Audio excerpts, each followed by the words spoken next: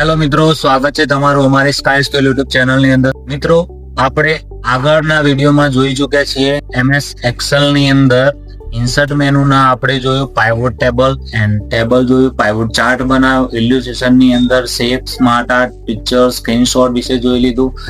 એના સિવાય હવે આપણે જોવા જઈ રહ્યા છીએ ઇન્સર્ટ મેનુની જ અંદર. અહીંયા આપણે જોવાના છીએ ઇન્સર્ટ મેનુની અંદર સ્પાર્ક લાઇન. સ્પાર્ક લાઇન ની અંદર શું થાય મિત્રો? તો હવે એના વિશે માહિતી લઈએ. પહેલા તમે ચેનલને સબસ્ક્રાઇબ ના કરી હોય તો સબસ્ક્રાઇબ કરી લો, લાઈક કરો, કમેન્ટ કરો અને તમારા મિત્રો સાથે શેર કરો. હવે આપણે આગળ જોઈએ સ્પાર્ક લાઇન. સ્પાર્ક લાઇન ની અંદર તમને આપેલું છે કોલમ, લાઇન, વિન લોસ. હવે આનું ટેબલ આપણે ક્રિએટ કરીશું અને કઈ રીતે એને બનાવશું એના માટે હું એક બીજી ફાઇલ મારી રેડી કરેલી રાખેલી છે, જેની અંદર મેં એક ટેબલ બનાવેલું છે. ટેબલની અંદર અહીંયા નંબર લખેલા છે, ક્રિકેટનું ફોર્મેટ લખેલું છે, પ્લેયર્સના નામ લખેલા છે. હવે આનું મારે લાઇન ચાર્ટ ને કોલમ ચાર્ટ ક્રિએટ કરવું હોય તો કઈ રીતે કરશું? તો સિમ્પલ જ છે મિત્રો ફોર્મેટ એનું, કે મારે આની અંદર line chart, column chart ready કરવું હોય તો એના ઉપર આપણે ક્લિક કરીશું, ઇન્સર્ટ મેનુની અંદર જઈશું, લાઇન ઉપર ક્લિક કરીશું. અહીંયા આપણે ડેટાની રેન્જ સિલેક્ટ કરવાની રહેશે. ડેટાની રેન્જ કઈ મિત્રો? તો તમે જે અહીંયા પ્લેયર્સના નામ લખ્યા, એમના રન્સ લખ્યા હોય એના હું અહીંયાથી સિલેક્ટ કરી લઉં. કરી દીધા મિત્રો. સિલેક્ટ કર્યા પછી જસ્ટ આપણે ઓકે કરવાનું રહેશે, એટલે આ ટાઈપની લાઈન આવી જશે. હવે આ લાઈનને તમારે શું કરવાનું છે મિત્રો? તો સ્પાર્ક લાઈનનું એક મેનુ ખુલી જશે, જેની અંદરથી આપણે શું કરીશું? સ્પાર્ક લાઈનને માર્ક કરીશું, એના હાઈ પોઈન્ટ, લો પોઈન્ટ ને આપણે શું કરીશું? અલર્ટ કરીશું. કઈ રીતે મિત્રો? તો એના માટે આપણે સ્પાર્ક લાઇનના મેનુની અંદર જતા રહીશું. સ્પાર્ક લાઇનના મેનુની અંદર ગયા પછી જો મારે હાઈ પોઈન્ટ માર્ક કરવું હોય તો હું હાઈ પોઈન્ટને માર્ક કરી શકું છું.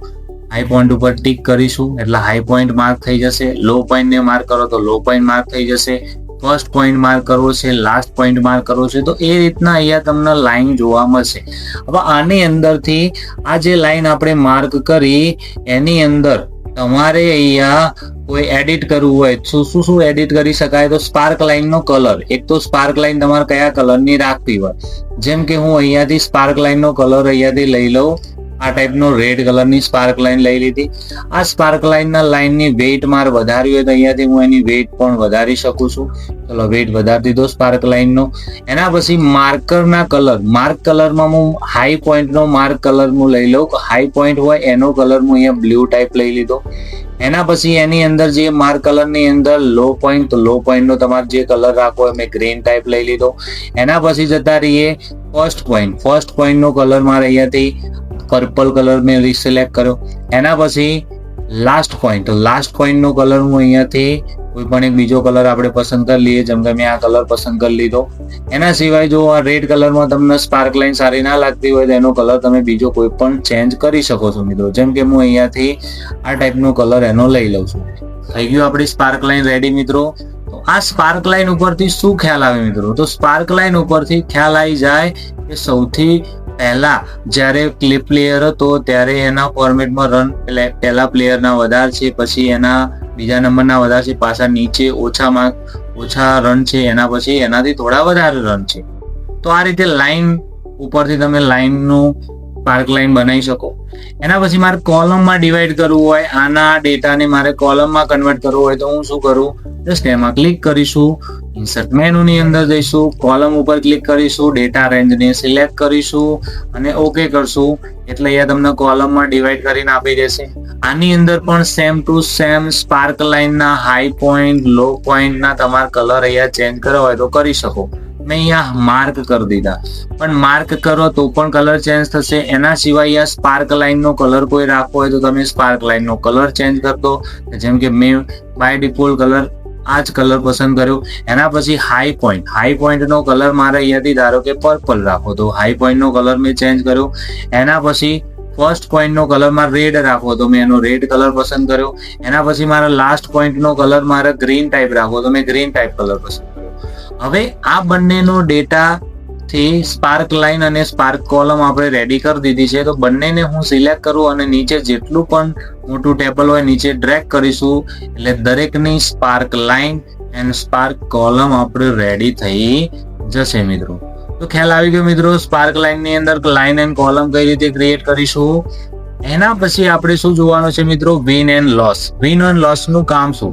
તો મિત્રો વિડીયોને પોઝ કરીને શાંતિથી જુઓ જેથી તમને ખ્યાલ આવી જાય. હવે આપણે જોઈએ win and loss. Win on loss ની અંદર મેં એક બીજું ટેબલ બનાવેલું છે જેની અંદર આપણે જોઈશું વિન એન્ડ લોસ ની અંદર. હવે જો મિત્રો મેં એક ટેબલ ક્રિએટ કરેલું જ રાખ્યું છે, તમારે ટેબલ ક્રિએટ કરવાનું રહેશે જેથી તમને વિન એન્ડ લોસ ની અંદર ખ્યાલ આવી જશે. હવે અહીંયા મેં સિરિયલ નંબર, નેમ અને અહીંયા મંથના નામ લખેલા છે અને એક ચાર્ટ એનો ક્રિએટ કરવાનો છે વિન એન્ડ લોસ નું, જેની અંદર અહીંયા એમ્પ્લોયના નામ ગણો કે કેન્ડિડેટના નામ ગણો તો અહીંયા નામ લખેલા છે. એમનું કોઈક સેલ રિપોર્ટ આપણે તૈયાર કરેલો છે. વિન એન્ડ લોસ નો ચાર્ટ આપણે બનાવીશું જેની અંદર કોઈએ પોઝિટિવ રિટર્ન કરેલું છે, કોઈને નેગેટિવમાં છે. તો હવે આપણે એનો ચાર્ટ ક્રિએટ કરવો હોય તો શું કરીશું, એની અંદર ક્લિક કરીશું, વિન એન્ડ લોસ ની અંદર જઈશું. આની અંદર પણ આપણે સ્પાર્ક લાઇન ની જેમ જ રેન્જ સિલેક્ટ કરવાની રહેશે. રેન્જ સિલેક્ટ કર્યા પછી આપણે જસ્ટ એનો ઓકે કરી દઈશું એટલે આમાં પણ તમને વિન એન્ડ લોસ નો ઓપ્શન બતાવશે. હવે આની અંદર બે ઓપ્શન કયા આપેલા છે કે બ્લુ બોક્સ જે બતાવે છે, જે બ્લુ કલરના તમને વિન એન્ડ લોસ બતાવે છે એ પોઝિટિવ વેલ્યુ રિટર્ન કરે છે અને જે નેગેટિવ મતલબ માઇનસ જે નેગેટિવ બતાવે છે એ નેગેટિવ માટે રેડ બોક્સ બતાવે છે. હવે આને હું નીચે ડ્રેગ કરી લઉં એટલે વિન એન્ડ લોસ નો અહીંયાથી આપણને સ્પાર્ક લાઇન નો બની જશે. મિત્રો આશા રાખું છું મિત્રો કે તમને સ્પાર્ક લાઇન ની અંદર line, column and win loss ની અંદર તમને ખ્યાલ આવી જ ગયો હશે. આવા જ અવનવા વિડીયો અને કન્ટેન્ટ જાણવા માટે અમારી સ્કાય સ્કિલ યુટ્યુબ ચેનલને સબસ્ક્રાઇબ કરો, શેર કરો અને લાઈક કરવાનું ભૂલશો નહીં અને તમારા મિત્રો સાથે પણ શેર કરો જેથી એ પણ કંઈક નવું શીખે. થેન્ક યુ મિત્રો, ધન્યવાદ.